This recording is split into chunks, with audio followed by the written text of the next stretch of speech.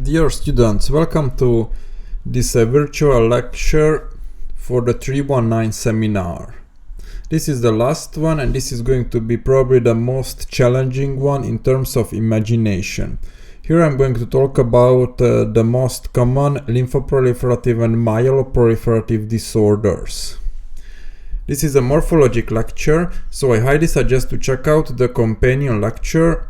There you get some clinical images and also a lot of theoretical knowledge that is essential for understanding what I'm talking about.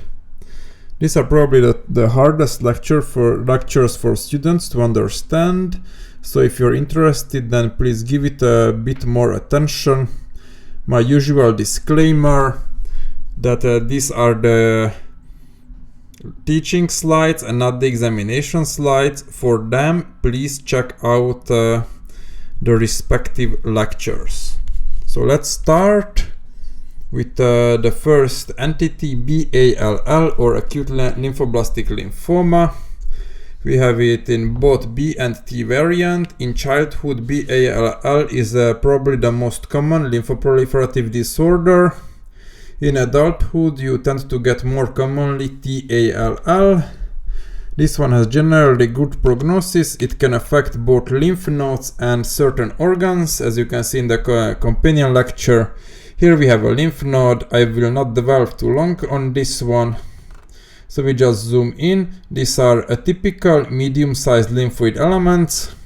Whenever we describe the lymphoid infiltrate, we describe first of all whether it's diffuse or whether it forms nodules. Here we can see that the entire lymph node has been overtaken. There is no cortex, there are no follicular centers, there is no medulla, there are no medullary cords, there is no paracortex, there are no sinusoids, there's only the neoplastic lymphoid infiltrate. So this is a diffuse pattern. First of all, we describe the pattern, whether it's diffuse, nodular, follicular, and so on. Then the second thing that we describe is the morphology of the infiltrating cells. We describe whether they are large, medium, or small. These are medium-sized. We can describe the degree of atypia. These are like mildly to medium-grade atypia in these cells, so there is some variation among them, but they are mostly the same. Then we describe the amount of mitosis, so the amount of proliferation. This one isn't proliferating all that hard, so here this is mostly a low-grade pattern that you're seeing here. We are going to contrast it with high-grade patterns a bit later. So this one is not all that impressive in terms of atypia and mitotic activity. Medium-sized cells, and then also we have some specific types of blasts that I will be mentioning in other lectures. So here you see medium-sized cells. There is some variance among them. So whenever we get a lymph node with lymphoma, then we perform very complex examination. Besides morphology, we also have to stain it for a cluster of differentiation antigens, so CD antigens. Some CD antigens are B-specific, others are T-specific, some are specific for immature lymphoid cells, others are for mature lymphoid cells, and so on. So this is a very complex process, and it's very frequently also combined with genetic examination. So it requires a true expert to make the diagnosis of a lymphoma or a leukemia. It's a very complex procedure, and you also need to work together with the hematologists who have the flow cytometer. So you take into account the clinical picture, the type of finding within the blood, whether there's leukemia, whether there's lymphoma, what organs are affected, and what mutations are present, and based on this you make the diagnosis.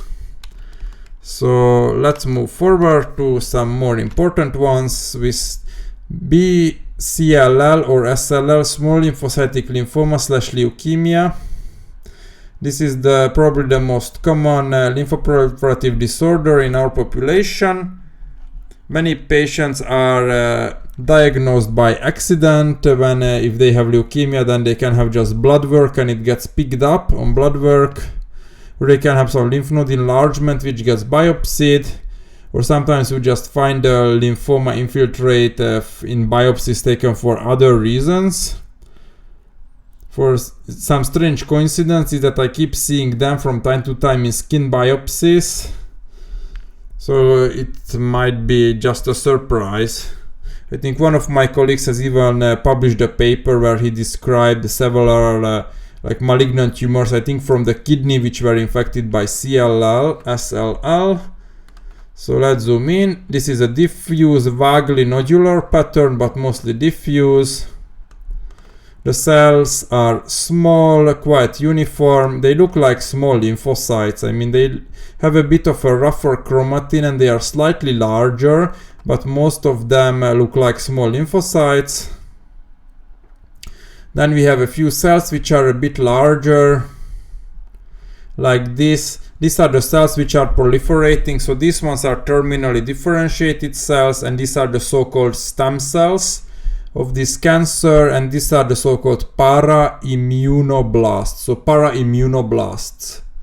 There are not that many of them, maybe this one as well. So those are the stem cells, but most of the cells are the small stuff. So whenever we see a strange like lymphoid infiltrate within an organ or within a lymph node, then we start thinking about CLL and SLL, so small lymphocytic lymphoma. This one happens mostly in lymph nodes, but it can be seen virtually in any organ. Here's one in the liver. In the liver, it likes the portal spaces, so these portal spaces are chock full of these small lymphocytes. We zoom in. They have this hyperchromic nucleus, and they are larger than normal lymphocytes. They are all the same, they are quite monomorphic. We even get a few of them in the sinusoids like this. This is quite suspect. So it's a portal pattern and a sinusoidal pattern. Here we have two in a sinusoid, not very nice.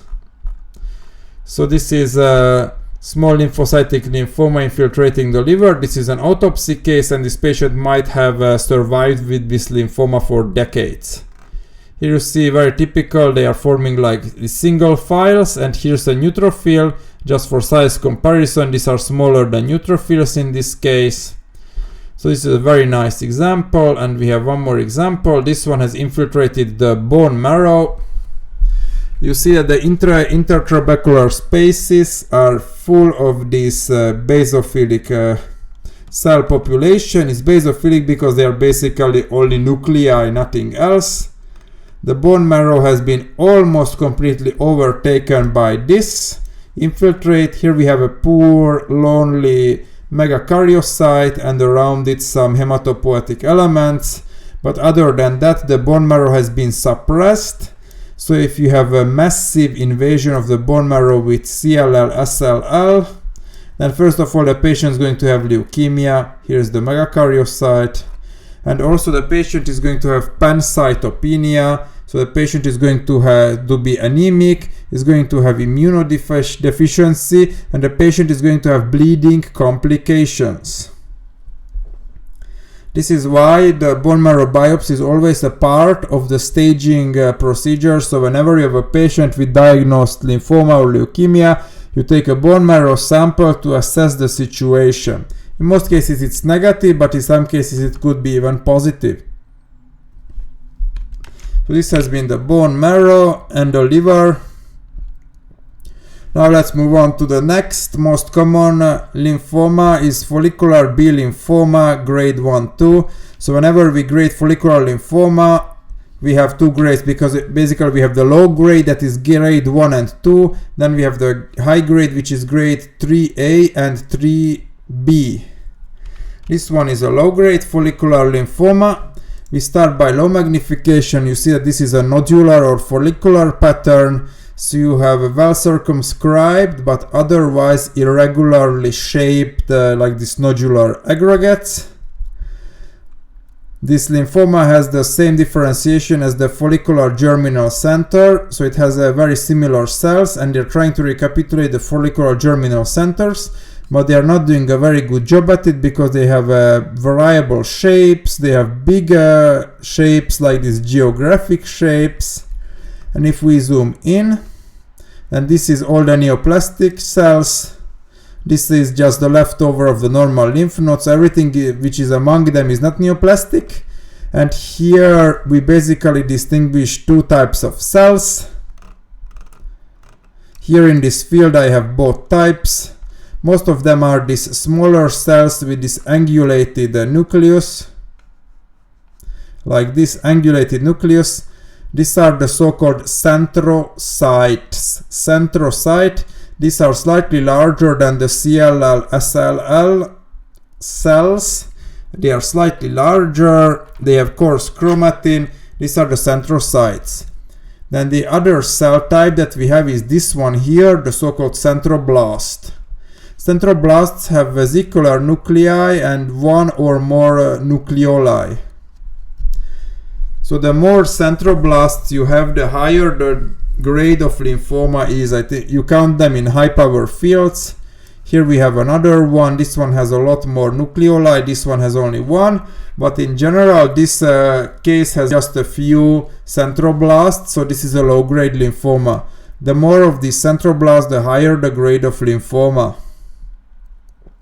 It's important to assess the presence of cells with elevated atypia because both CLL, SLL, and follicular lymphoma can transform into other more aggressive types.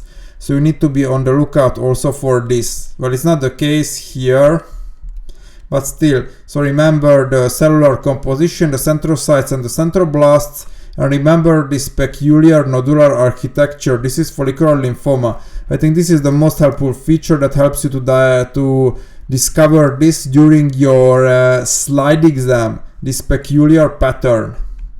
Let's move forward. DLBCL, I think this is the third or the fourth most common type. This is much more aggressive than the previous two. It's made of large cells with diffuse growth. It's nice to have such a name for an entity because it helps you to tell what it exactly is in terms of morphology. So let's check it out. Diffuse. The entire lymph node has been overtaken. Now we zoom in. We see that the cells, they are not the same. The cells, they are highly variable. These are huge, these are even multinucleated. These are bigger, they have this vesicular nuclei with this big nucleolus. There are some cells which look exactly like the big cells in follicular lymphoma. The centroblasts, we have centroblasts here as well. This one is a good example. Then the other type of cell that you see in DLBCL or diffuse large cell B-cell lymphoma is the immunoblast. I think this one could be an immunoblast. They tend to be a bit larger than centroblasts and they have one big central nucleolus.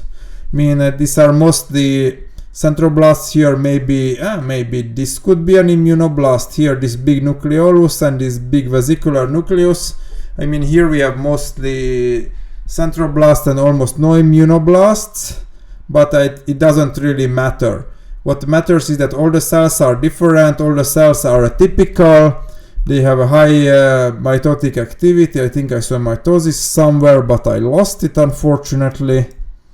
So, but there's a high mitotic activity, there's high proliferative rate, and this tends to be quite aggressive, this disease, but it can be treated relatively well. So if you're lucky, you get the chemotherapy, you can even survive for some time with this. This one can arise primarily and begin as DLBCL, but it can also start out as a different B-cell lymphoma, which transforms into this entity. So there is also like this secondary transformation, remember that. So you recognize this based on the diffuse architecture, and if you zoom in, then in contrast with CLL, SLL, all the cells are atypical and different. Let's move on.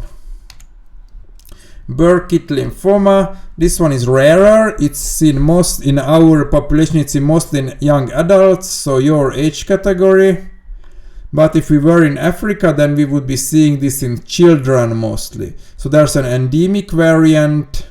I think it's Epstein-Barr virus associated, but there's also a sporadic variant here. In the African children, you get it on the face. Here in our population, you get it in the intestines. Let's see the microscopy. It was quite difficult to get a sample because it's quite rare and we don't really get them in our hospital. So it's a diffuse, mostly a diffuse process. Once again, here we have a lymph node and it has a trademark feature, a beautiful and poetically named feature, the starry sky pattern. So what are the stars? Here are the stars, brightly shining, and the background, all the cell, this is the dark sky. So just check out the dark sky. Here's the mitosis, and here are these medium-sized, atypical yet uniform, densely packed cells. These are the cancer cells. They are medium-sized, sort of atypical, and they are dividing very quickly. You see many mitoses. Here's just one. Here's another one. Here's another one. So they are dividing very quickly, but they are also dying very quickly. So let me find a good place where I can demonstrate. Here you see that this nucleus is different. This is a macrophage. So the stars are macrophages which are eating the apoptotic bodies. So remember apoptosis from the beginning. Apoptosis is a form of programmed controlled cell death, and in which the cell falls apart, it self-destructs, and then it gets eaten by the surrounding cells. I'm just looking for the perfect macrophage. Okay, here is one which is good. So here's the nucleus of the macrophage, and here are some apoptotic bodies. So a few cells have died here, and these apoptotic bodies, they contain also, and they secrete also molecules which attract the macrophages. So these macrophages are swallowing up, eating up the apoptotic bodies. So these are the stars. Here are some apoptotic bodies. They tend to contain like pycnotic, here apoptotic bodies here. They tend to contain pycnotic nuclear debris and cytoplasmic organelles. After the cell has self-destructed, the macrophages eat it. So Burkitt lymphoma has a high rate of mitosis, but also a high rate of apoptosis. This is why we have the starry sky pattern. But remember, there are also other cases in which you have the starry sky pattern. A physiological example is the thymus, because in the thymus also have a lot of cells which are self-destructing for physiological reasons. So you might just open the histology textbook and check out the thymus, what it looks like normally. It will be quite similar, except the small cells are going to be T lymphocytes and not cancer cells. Great. So this has been Burkitt lymphoma. The prognosis is generally alright. It reacts quite well to therapy in most cases. Let's move on. Multiple myeloma. This is a very entertaining tumor type. This is all, I think it's like 10% of all like lymphoproliferative disorders, and the cells in multiple myeloma, they have the differentiation of plasma cells. You're going to see this mostly in bones, where it causes osteolysis, so it destroys the bone and it causes pathologic features. You see it in the skull, but you can see it in any other bone. And also multiple myeloma can produce immunoglobulins. It can cause hyperviscosity syndromes. It can cause paraproteinemia and secretion of Benz-Jones protein in the urine, so kidney failure due to tubular damage, that is the myeloma kidney. And it can also produce amyloid chains. These are lined chains which have the special chemical composition that enables them to form amyloid polymers in organs. So it can cause a lot of different troubles. It's a highly aggressive tumor, resistant to therapy. Prognosis is pure. Let's check it out. So here we have a bone marrow sample. And let's see, here's some hematopoiesis, here's the megakaryocytes. And let's see if we find some good examples. So multiple myeloma are plasma cells. Here we have a plasma cell, eccentric nucleus with the asymmetric rim of cytoplasm. These here are almost all of them plasma cells. You will have to use your imagination a little bit here. These are relatively well differentiated. Here, this one is a good example, a hyperchromic eccentric nucleus with a thin rim of cytoplasm. It looks like an oval, this oval shaped cell. Here, this one has a larger hyperchromic nuclei. So here in this case, I would use immunohistochemistry to highlight these cells. These 3 or 4 are now quite nice.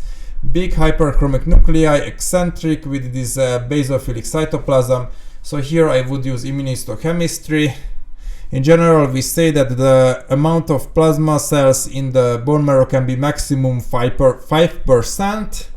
Here, even by H&E section, we don't have any trouble surpassing this number. So this patient has multiple myeloma. A typical plasma cells in the bone marrow in large number. You see the hyperchromic nuclei, so these are definitely odd looking, much larger than the normal plasma cells. They're all different among each other.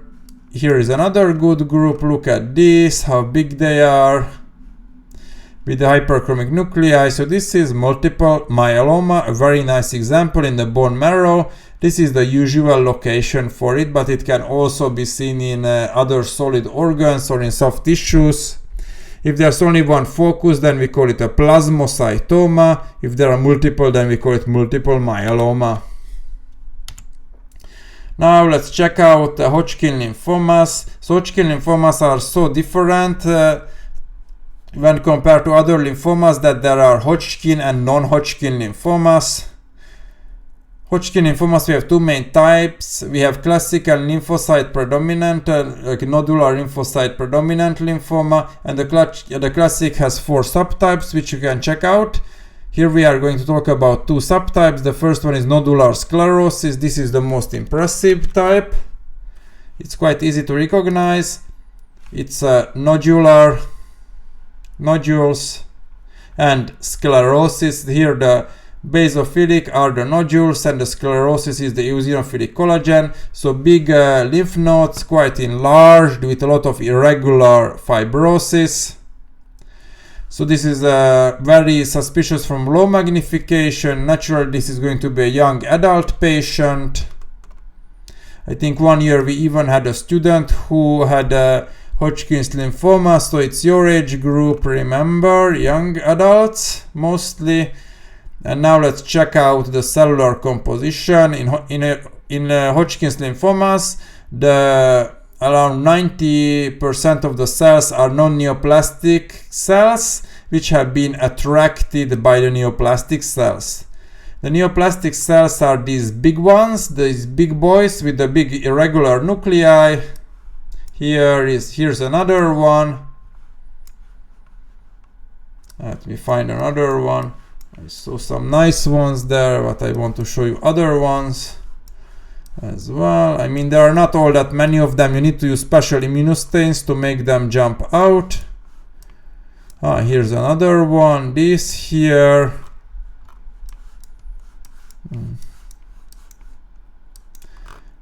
Here are these. So this is very nice. So here you have 2 nuclei with big nucleoli. So this is sort of resembling a Reed-Sternberg cell. Unfortunately, we don't have the classic Reed-Sternberg cells in this nodular sclerosis. We will have them hopefully in the next example, but these cells still classify as the neoplastic cells. So every subtype of classical Hodgkin lymphoma has slightly different these neoplastic cells. So the Reed-Sternberg cells are seen in the mixed cellularity mostly. It's not always the rule. This is more of a rule of thumb, how to say. All these cells can be highlighted by immunohistochemistry with CD15 and CD30. These cells produce a lot of different cytokines and they attract this inflammatory infiltrate. You see small lymphocytes. Here's a neutrophil. Here are some eosinophils. Here's one. Here's another one in a strange cut. Here's another eosinophil. So they attract mixed type of inflammatory infiltrate, but which represent most of it. Here you have one with one big neoplastic cell with only one nucleus. This is the so-called Hodkin cell.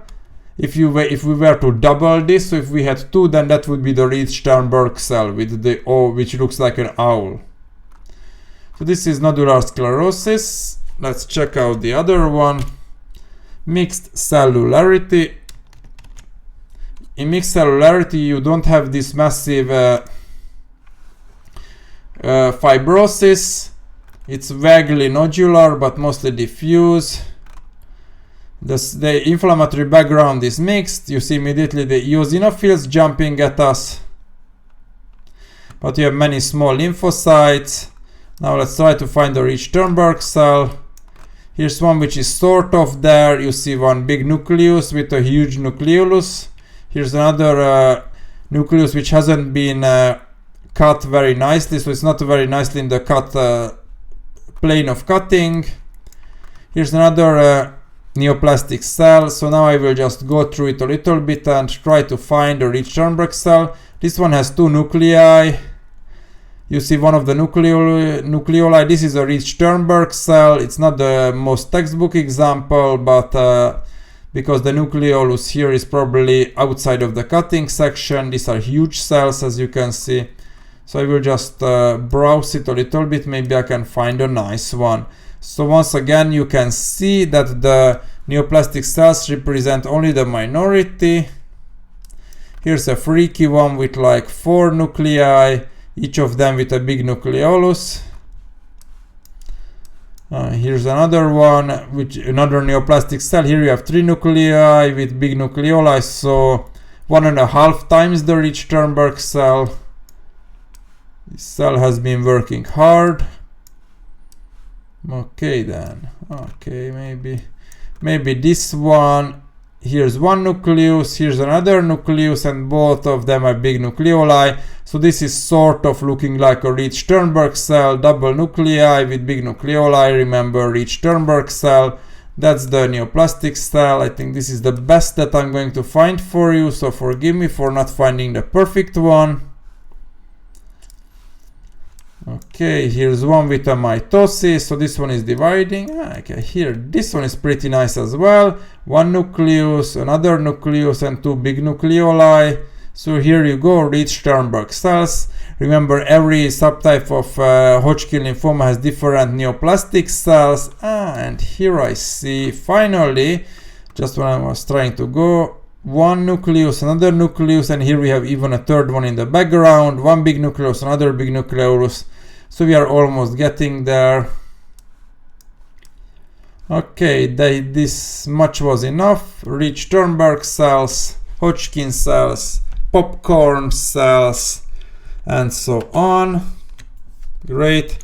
And now we are going to talk about the last topic, and it is acute myeloid leukemia. This is a highly heterogeneous group. I think we have 50 different subtypes right now. And I don't really know them all that well because only a few people in the Republic can subdivide them perfectly. It's quite a complicated topic. It requires integration with genetics, so I cannot really make the diagnosis just based on an H&E slide. Here we have a big piece of bone with some cartilage. This was probably a rib. And here we see that among the trabeculae there's a lot of basophilic cells. We zoom in. They are medium sized, but they are also quite polymorphic.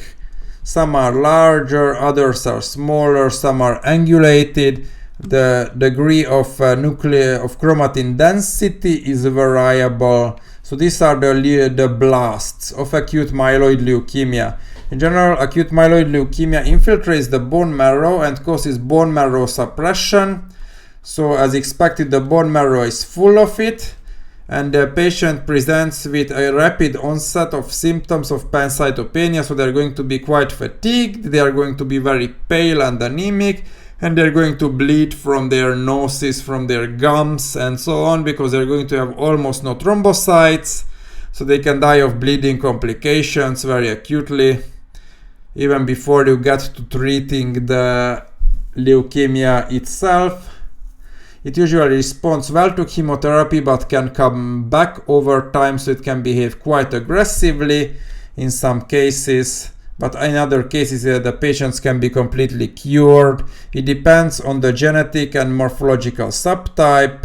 You can find many different classification schemes in your textbooks, and this should be quite entertaining to read. I'm not sure whether we're going to be able to memorize them. There's probably no point in doing so, just learn the basic types of myeloid neoplasms. So this has been the bone marrow, and now I will show you another case. This was an autopsy patient. It was a young lady in her late 30s, and she first had a very aggressive form of cancer. She had small cell carcinoma. She received chemotherapy and she developed acute myeloid leukemia as a complication of chemotherapy a few years later. This poor lady has managed to have a holiday in Rome. Thankfully it was not during the coronavirus season, and then unfortunately she died a few weeks later. So at least she had one final good time, I hope. So here we see the kidney, we see the glomeruli, and we see collection of basophilic cells within the interstitium. We check them out. They are hyperchromic. They are quite heterogeneous with irregular nuclear membranes here. Some of them have nucleoli. So these are the blasts of acute myeloid leukemia which have infiltrated her organs. Among them was the kidney. So AML is not found only in the bone marrow, but it can infiltrate any organ at once. So this was the kidney, and now I will move on to the other organ which was the bigger problem, and that was the brain. It has infiltrated the white matter of the corpus callosum, so she suffered hemorrhage into her brain due to leukemia AML infiltration into the corpus callosum. So here you see a lot of blood. It's obvious that something has bled here. This is white matter. And once again here among the islands of blood you see the same pleomorphic atypical elements nested within the white matter. So this infiltration with this leukemia was the source of bleeding. So AML can also infiltrate into the brain, and this happened unfortunately in this case. Here you see a lot of these cells. This one looks like some kind of half moon, like a crescent. So all the nuclei are atypical, and this one has this infiltration was a direct cause of bleeding into the white matter. So this is let me see if we have something else. Okay, what? No, sorry, I have already shown you this. So this was all that I have to show for this lecture. So once again, I know this one is a bit more challenging than the others, so feel free to check out the companion lecture, and good luck with learning this. Bye bye.